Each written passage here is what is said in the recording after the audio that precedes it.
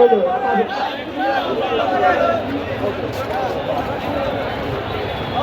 Side slow হয়ে গেছে, এই সাইডে একটু বেশি হয়ে গেছে।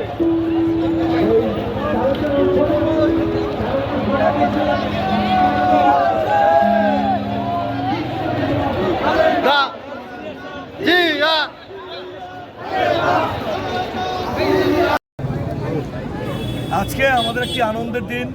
দীর্ঘ 4 মাস চিকিৎসা শেষে মা আমাদের কাছে ফিরে আসছেন।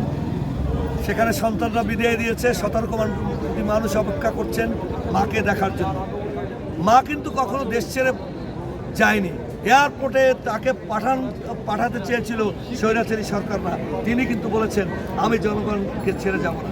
আমাদের দাবি একটাই, মা আসছেন, আমাদের সেই যে 17 বছরের দাবি, সেই যে 4000 মানুষের শহীদ, সেই যে লক্ষাধিক মামলা, এই মামলার মধ্যে দিয়ে আমরা যারা জেল খেটেছি, জুলুম নির্যাতন করেছি, ডিসেম্বরের মধ্যে আমাদের নির্বাচন চাই, জনগণের অধিকার বাস্তবায়ন চাই।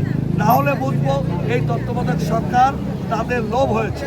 এই লোভ থেকে উত্তোলন করতে হলে আমরা আবারও মায়ের নিকটে রাজপথে চলে আসবো। এটাই আমাদের আজকের দিনের প্রত্যাশা। মা আসছেন, দেশ উজ্জীবিত হচ্ছে।